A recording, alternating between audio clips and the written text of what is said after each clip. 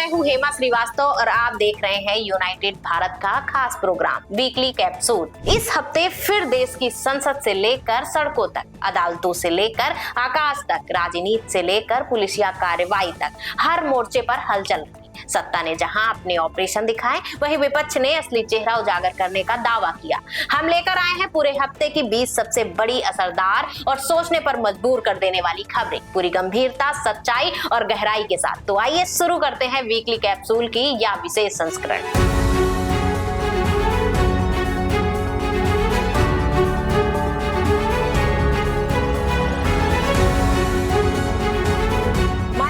धमाके मामले में एनआई कोर्ट ने सभी 7 आरोपियों को बरी कर दिया। यह धमाका 2008 में हुआ था, जिसमें 6 लोगों की मौत और कई घायल हुए थे। कोर्ट ने सबूतों के अभाव में सभी को बरी किया। फैसले के बाद साध्वी प्रज्ञा और अन्य आरोपियों ने राहत की सांस ली। प्रधानमंत्री मोदी ने वाराणसी दौरे में ऑपरेशन सिंदूर का जिक्र करते हुए कहा कि यह बेटियों के सम्मान की रक्षा का संकल्प था, जिसे महादेव की कृपा से पूरा किया गया है।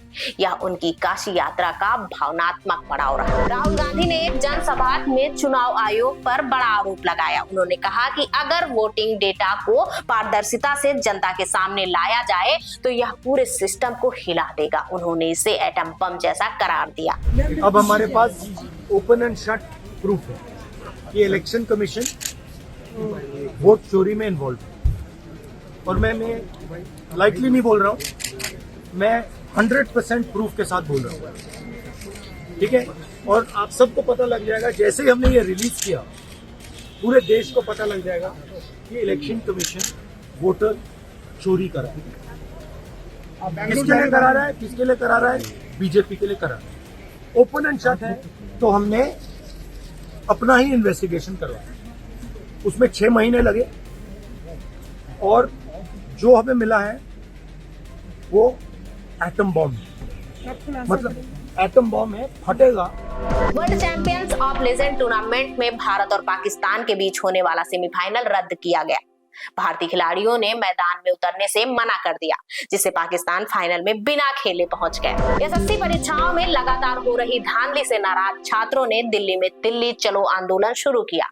कई छात्रों ने बताया कि वे केंद्र पर पहुंचे तो पता चला कि परीक्षा ही रद्द कर दी गई है। डोनाल्ड ट्रंप ने भारत से अमेरिका आयात होने वाले सामानों पर 25% टैरिफ लागू कर दिया है। यह फैसला 1 अगस्त से प्रभावी हुआ है, जिसका असर अमेरिकी बाजार और उपभोक्ताओं पर पड़ा है। शाहरुख खान को उनकी फिल्म जवान के लिए बेस्ट एक्टर का नेशनल अवार्ड मिला है। साथ ही विक्रांत मैसी और रानी मुखर्जी को भी उनके शानदार अभिनय के लिए सम्मानित किया गया है। टीसीएस ने घोषणा की है कि वह 2026 तक 12,000 कर्मचारियों की छटनी करेगा। कंपनी ने इसका कारण आर्टिफिशियल इंटेलिजेंस और ऑटोमेशन की ओर शिफ्ट को बताया है। जेडीएस नेता प्रज्वल रैना को यौन शोषण के गंभीर मामले में दोषी ठहराया गया है। अदालत ने उन्हें उम्र कैद की सजा सुनाई। लखनऊ यूनिवर्सिटी के प्रोफेसर रविकांत चंदन ने बाबा धीरेन्द्र शास्त्री पर महिलाओं की तस्करी में लिप्त होने का आरोप लगाया। यह मामला अब राजनीतिक और सामाजिक बहस का मुद्दा बन गया है। तेजस्वी यादव ने दावा किया कि उनका वोटर लिस्ट से नाम गायब कर दिया गया। चुनाव आयोग ने इस दावे को निराधार बताया है, लेकिन इस पर सियासी बयानबाजी तेज हो गई है। ईडी ने उद्योगपति अनिल अंबानी को यस बैंक घोटाले में पूछताछ के लिए समन भेजा है। उन पर वित्तीय अनियमितताओं में शामिल होने का आरोप है। अनिरुद्धाचार्य महाराज ने एक प्रवचन में महिलाओं को लेकर आपत्तिजनक टिप्पणी की है, जिसे सोशल मीडिया पर तीखी प्रतिक्रियाएं देखने को मिल रही है और कई महिलाएं संगठनों ने इसका विरोध भी किया। श्रीनगर में सुरक्षा बलों ने ऑपरेशन महादेव के तहत बड़ी कार्रवाई करते हुए 3 आतंकियों को ढेर किया।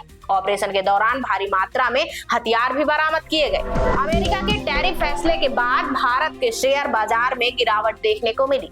सेंसेक्स और निफ्टी दोनों में भारी गिरावट आई, जिससे निवेशकों की चिंताएं बढ़ गई। सांसद डिंपल यादव पर मौलाना साजिद रशीदी ने विवादास्पद टिप्पणी की। सपा ने इसे महिलाओं का अपमान बताया और कार्रवाई की मांग की। अखिलेश यादव ने पीडीए पाठशाला नाम की पहल शुरू की, जिसमें बच्चों को हिंदी अक्षरों के साथ सामाजिक और राजनीतिक शिक्षा दी जा रही है। यह यूपी की एक नई सामाजिक पहल के तौर पर देखा जा रहा है। भारत ने अमेरिका के दबाव के बावजूद रूस से तेल आयात जारी रखने का निर्णय लिया है। सरकार ने इसे देश की ऊर्जा सुरक्षा और आर्थिक हितों से जुड़ा हुआ बताया है। इंडिया गठबंधन ने घोषणा की कि वह वोटर लिस्ट की गड़बड़ियों के खिलाफ देशव्यापी यात्रा निकालेगा। इसमें राहुल गांधी और तेजस्वी यादव प्रमुख भूमिका में होंगे। प्रधानमंत्री मोदी ने ट्रंप के टैरिफ के फैसले के बाद स्वदेशी अभियान को तेज करने का आह्वान किया है। उन्होंने लोगों से स्थानीय उत्पादों को अपनाने की अपील की है। तो ये थी इस हफ्ते की 20 सबसे अहम, असरदार और दिल को झकझोर देने वाली खबरें, जिन्हें जानना, समझना और याद रखना जरूरी है। हम फिर हाजिर होंगे अगले हफ्ते नए सवालों, नई बहसों और अगली सच्चाइयों के साथ। अगर आपको ये कैप्सूल पसंद आया हो तो वीडियो को जरूर लाइक करें, चैनल यूनाइटेड भारत को सब्सक्राइब करें और बेल आइकन दबाएं, ताकि हर हफ्ते का सच आप तक बिना किसी देरी के पहुंचे। मैं हूं हेमा श्रीवास्तव, आप देखते रहिए यूनाइटेड भारत। नमस्कार।